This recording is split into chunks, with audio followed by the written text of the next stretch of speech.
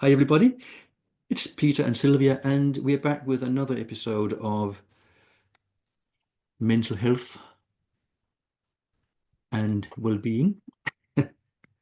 And our goal with those podcasts is to inform, create awareness, create debate about topics and issues that has to do with mental health and well-being one way or another in life in general and also in business in particular. And that's our goal. Our target is to publish one of these conversations every other week. And this video is actually number 72 in the series. So Wow. we've been doing all right Yeah, on this amazing. goal that we set ourselves back in the day in 2022 when we first started. Now we've just, this is recorded on the 27th of January, and today is very likely the 27th of February. So we are now a good portion into 2025. And as you know, every last bit of the previous year and the first bit of the current year, there's a lot of talk about goals and targets for, in this case, 2025. Have you set any? Are they good? Are you going to achieve them? All that kind of stuff. So this is what we are talking about today. Your Mhm, targets and goals for 2025. And mm, how's that going? mm. Well, I don't set any, if I'm honest. And it's interesting how the start of the year, sort of in January time, as you say, so much on LinkedIn. What are your goals for this year? What are you aiming for? What's your missions? What's your visions? I don't do goal setting. I have ideas in my mind Hmm. as to directions I want to go in and things I want to achieve, but not actually goals to achieve. And I wonder, and what got me thinking, Peter, as you were talking there, this goal setting, which is great because for a lot of people, it's a generalization. For a lot of people, setting goals is a great idea, gives direction and things to aim for. And for a lot of people, they are helpful for stress because you have a nice sort of order, you have an idea what you're going to do, can alleviate the unknown, all that type of stuff. But also, the flip side I've also seen is that goals can cause stress and anxiety. I haven't, what am I going to set my goal? How am I going to set my goal? What's it going to be? Is it going to be smart? Hang on a minute. What do I need to set them? What is it going to be? Does that mean if I can't set a goal, what is that a reflection on me?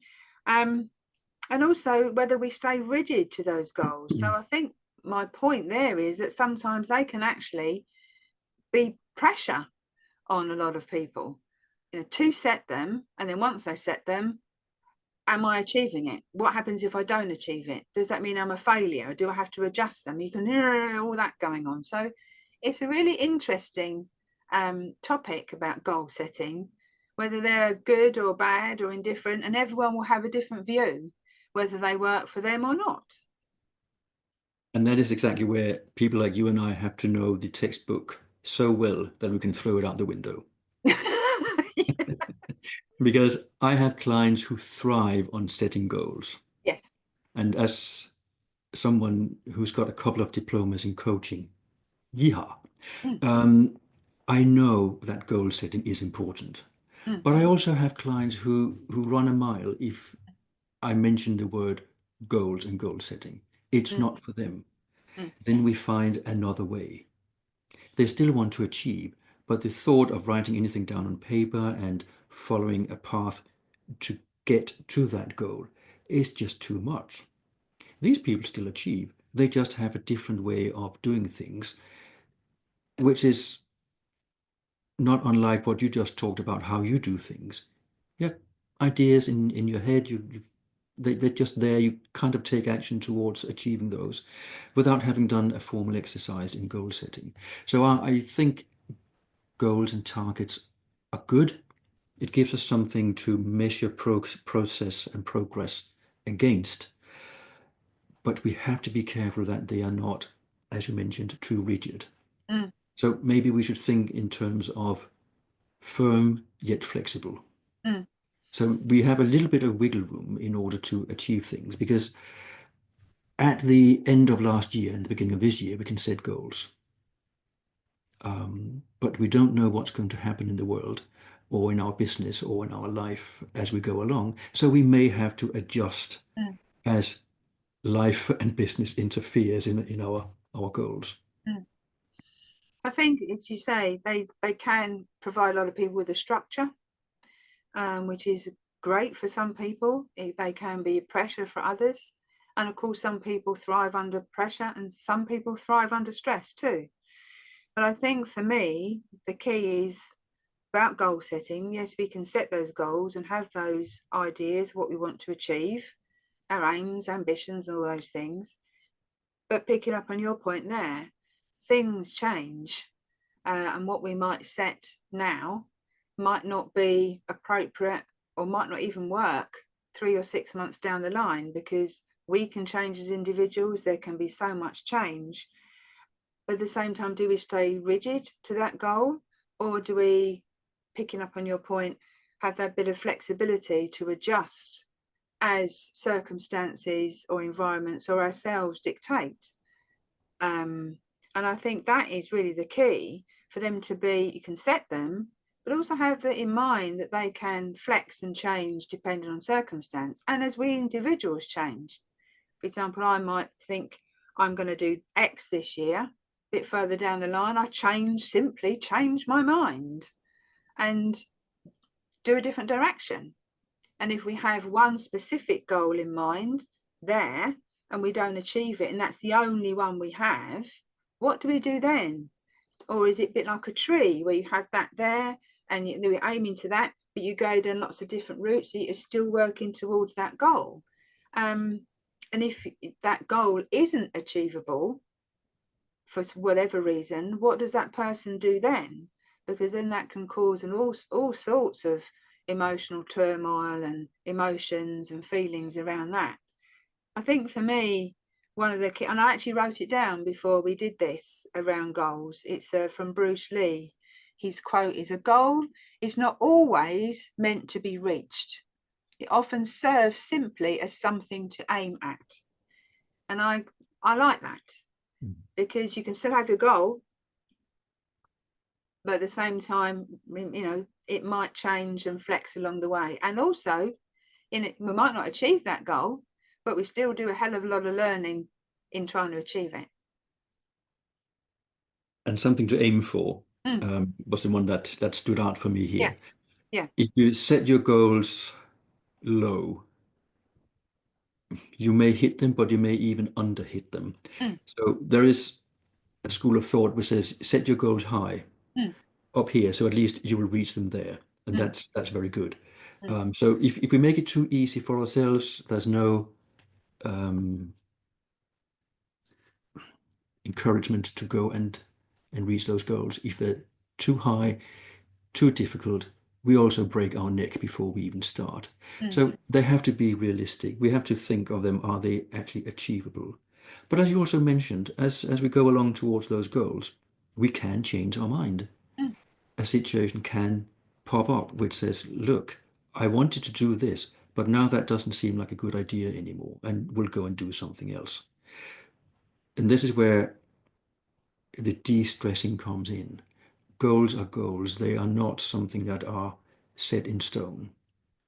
Obviously, if you are in business and you have committed to your board of directors or to your shareholders that you will achieve this, that, and the other, there's a lot of pressure to achieve that. And there's just the reason I mention this is there's a difference in the shape and size and reason for goals and targets. mm, And it can be from our own personal ones in our daily lives, or it can be some very big goals for a very big multinational organization. So a goal is not just a goal. A goal is a goal in the context where it sits. And we have to be careful about the context. Because if we're setting goals because, oh, he does as well, or yeah, I like what she does, so I'll do the same. If it doesn't make sense, you're not going to work towards those goals. Two things there. This is why so many big organisations will have, revisions every quarter, every half, because of changing circumstances. And I think that would be great for individuals to do too, is to have a quick sort of check, quick sort of audit, of your own goals. Are they still valid? Are they still what you want? And just revise them or tweak them, perhaps if necessary. At the same time, I could easily, and I think a lot of people at the beginning of the year, you see much this goal setting on LinkedIn and all these different socials. What are your goals? What have you set for this year? What's your word for this year? All these stuff that's going on. It'd be very easy to get caught up in all that. But again, it takes quite, independent thinking as to what works for the individual. Goal setting, my word of the year, that's not me. It just doesn't work for me. It just doesn't work. Whereas for other people, their word for the year, or let's set a goal, works for them. Do what works for the individual. Because some people are actually happy with what they've got and what they're doing and what they have. They don't need to set another goal. Their goal might just be carry on as I am. And that's fine too. And that in itself could be a goal. Yes. My goal is to do what I do and keep doing it well because it works. That is allowed. But we're probably also thinking about this on the back of New Year's resolutions, which we know are very short-lived very often. I think it's about 92% of New Year's resolutions fail. I saw a post on LinkedIn recently, sort of mid-January, which said that 74% were already gone. Oh, really? But that's because they're being set under the wrong circumstances, half drunk at the Christmas party, or the peer pressure from all the boys, all the girls in the office, and yeah, we're going to do this, and definitely going to do this. And if it doesn't make sense to you, you will maybe start, but you won't finish. So goals have to be made under the right conditions and for the right reasons. Otherwise, they have failed before you even get a chance of reaching them. Oh, we've got all these wonderful acronyms, haven't we, for goal setting, Oh, SMART please don't go there. and all that stuff, but we're just talking in general, having a goal for your own self. That could be simple, as you say, just carry on, do what I'm doing. That might be that person's goal. So it's be very easy to get caught up in, what's your mission for this year? What would your achievement look like this year? How could I say that now for November or December? It might be completely different then. So it's just be interesting to see what other people think about if they set goals. What were they? Do they revise them? Are they sort of blinkered in them? Be interesting to hear what other people think. And we have promised in our strapline that we may just say things that other people won't. Indeed. And maybe we've done this time because there is this atmosphere out there that you must have goals. But as Sylvia just said, let's hear what you think. Tell us about your goal history, and we shall be happy to listen and comment in the messages you give us on LinkedIn. So thank you very much for watching, and we shall be back with another episode a little later. Take care. Here we go. Bye-bye. Bye.